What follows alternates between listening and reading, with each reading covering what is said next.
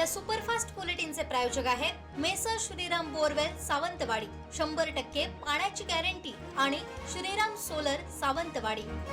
शिकारीसाठी गेलेल्या 23 वर्षीय सचिन सुभाष मरगस या तरुणाला काडतुसाची गोळी लागून जागीच ठार झाला। रात्री काही जणांसोबत शिकारीला गेला असता कोलगाव इथे ही घटना घडली।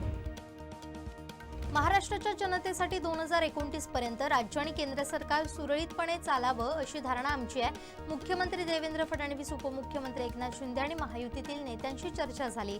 घडलेल्या काही गोष्टींवर पडदा टाकण्याचा निर्णय झाला अशी माहिती भाजप प्रदेशाध्यक्ष रवींद्र चव्हाण यांनी दिली आहे। आमचं पर्सनल नव्हतं, चुकीच्या घटना होत्या त्या थांबवण्यासाठी होतं, त्यामुळे आता भाजप प्रदेशाध्यक्ष रवींद्र चव्हाणांची भेट घेणार अशी माहिती आमदार निलेश राणेंनी पत्रकार परिषदेत दिली। कल्याण, डोंबिवली आणि कोकण काही भाग संवेदनशील आहे। काही प्रवेश शिवसेनेकडून घेतले तसेच भाजपकडून घेतले, यावर चर्चा येणाऱ्या काळात होणार आहे। काही प्रवेशांवर आक्षेप आहेत, मात्र यावर वरिष्ठ मंडळी बसून चर्चा करणार आहेत। यावर पडदा पाडून आपापसातील लोकांचे प्रवेश घेऊ नयेत असा निर्णय घेतल्याची माहिती भाजप प्रदेशाध्यक्ष रवींद्र चव्हाण यांनी दिली। कुडाळ तालुक्यातील कर्ली नदीच्या पात्रात होत असलेल्या अनधिकृत वाळू उत्खननावर महसूल विभागानं मोठी कारवाई केली आहे। कर्ली नदी पात्रातील 5 अनधिकृत रॅम्प जेसीबीच्या सहाय्याने उद्ध्वस्त करण्यात आले। भाजप ही माझं कुटुंब आहे, त्यांच्याशी फारकत घेऊ शकत नाही, माझी भूमिका बदलणार नाही असं मत आमदार निलेश राणेंनी व्यक्त केलंय। टीईटी सक्तीविरोधात शिक्षक संघटनांनी शाळाबंद आंदोलन छेडलंय। जिल्हाधिकारी कार्यालयासमोर शिक्षक एकवटले। चंदगड तालुक्यातील हत्ती पुन्हा दोडामार्ग तालुक्यात दाखल झालेत। बांबर्डे, घाटिवडे या परिसरात दत्ताराम देसाई यांना गणेश टस्कर आणि मादी पिल्लू दिसून आलं। भाजपचे पदाधिकारी नगराध्यक्ष पदाचे उमेदवार यांच्याबाबतच्या तक्रारी मागे घेणार का असा प्रश्न आमदार निलेश राणेंना विचारण्यात आला, मात्र त्यांनी त्याला नकार दिला। मालवण शहरातील भरड येथील जुनाट गंजलेला वीजखांब थेट एसटीवरच येऊन कलंडला, यामुळे भरड परिसरात वाहतुकीची कोंडी झाली होती। आवाडे इथं एलसीबीच्या पथकानं धाड टाकून गोवा बनावटीची अवैध दारू जप्त केली। मिळालेल्या गुप्त माहितीच्या आधारे धाड टाकत गोवा बनावटीचे 6200 रुपयांची दारू जप्त करण्यात आली। सिंधुदुर्ग जिल्ह्यात प्रधानमंत्री सूर्यघर मोफत वीज योजनेचा 1000 लाभार्थी लाभ घेत आहेत। त्यांच्या घराच्या छतावर सौर पॅनलच्या माध्यमातून 3.34 मेगावॅट वीज निर्मिती होते। सावंतवाडीतील दशावतार कलावंत गौरव शिर्के यांचा सन्मान करण्यात आलाय। वर्ल्ड एक्सलन्स बुक रेकॉर्डमध्ये त्यांची नोंद झाली आहे। मीरा नागपूर महामार्गावरील प्रसिद्ध आंबा घाटात शुक्रवारी पहाटे चालकाचं नियंत्रण सुटून ट्रॅव्हलर 50 ते 70 फूट दरीत कोसळून भीषण अपघात घडलाय। गाडीमध्ये 90 ते 120 प्रवासी होते। स्थानिक नागरिकांच्या मदतीने सर्व प्रवाशांना सुखरूप बाहेर काढण्यात आले।